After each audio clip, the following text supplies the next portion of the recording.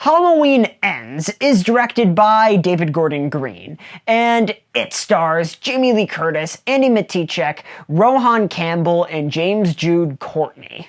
Originally, I wasn't going to talk about this film, but after giving it a watch, I decided I had things to say. To cut to the chase, I didn't like this movie at all. I had my expectations pretty low after Halloween Kills, since I wasn't really a fan of that movie, but this film blew me away by how much I didn't like it. I have absolutely no idea how this film got put through the drawing board floor and somehow put into execution. I am utterly baffled that this film was approved. This film was advertised as the final showdown between Michael Myers and Laurie Strode, and I was wondering how they could possibly pad out an entire film's runtime to this subject, and the answer to that question is they didn't. In reality, this film is about a kid named Corey Cunningham, and it tries to answer the question if society is responsible for crafting monsters like Michael Myers.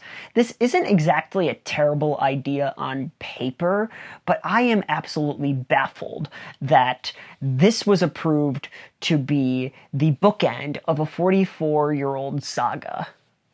And of course, this idea was executed horrendously. It felt super rushed and forced. The reason why this didn't work for me is that we've never met this Corey Cunningham person. How is the conclusion to an entire saga supposed to sit on the shoulders of a character we have never met? Another major issue I have with this film is its tone. Ideally, a Halloween movie is supposed to be a little campy. Like, it's supposed to have an almost warm and inviting feeling, but once the kills start happening, it catches the audience off guard. But for some reason, this film feels weirdly grim and depressing. It wasn't on the level of Rob Zombie's Halloween, but it was beginning to give me those vibes. Michael Myers was also criminally underutilized here. It felt like he was just an afterthought, and when the filmmakers realized that they were making a Halloween movie, they just haphazardly threw him in. I also feel that the filmmakers overcorrected themselves when it came to Michael Myers' power level. In Halloween Kills, he was way overpowered and way too durable, but here he feels weak, slow, and feeble. Any form of eeriness with this character is completely gone in this film.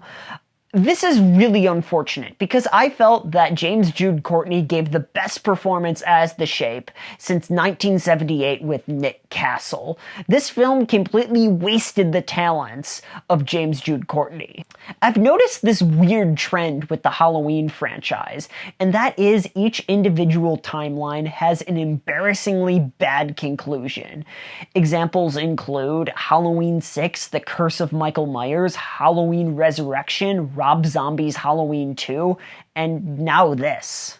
Soon after, the filmmakers realized how bad the last Halloween movie was, and so they retcon the entire timeline for the fans. Though, before Hollywood decides to reboot the Halloween franchise yet again, I have a crazy idea, and I think they should give the anthology idea another try.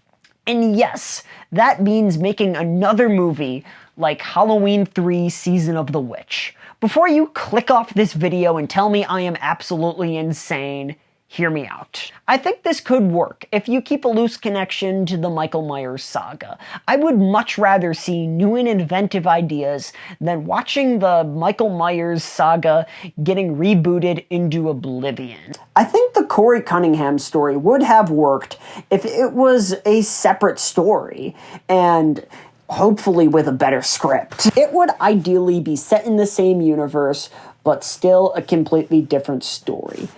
Part of me kind of wishes that the original Halloween was just left alone.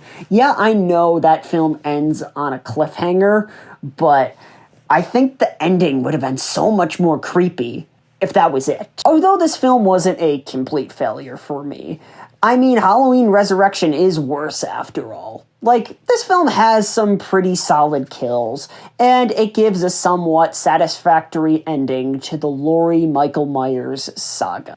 Though other than that, this film was extremely disappointing. I never say this, but if you really want to see this film, I would just recommend streaming it. You know, I'm a big advocate for the movie theater experience and supporting your local movie theater, but I would not waste $10 of your hard-earned money on this. You know, if your theater is still showing Nope, go check that out instead. Overall, Halloween Ends gets a D. Anyways, I hope you enjoyed my review of Halloween Ends. And if you did, make sure to give this video a like. And if you want more content like this, hit the subscribe button and ring the bell notification so you can be notified every time I upload a new video. And shout out to the Horned King and the feeling of deja vu. Thanks for watching.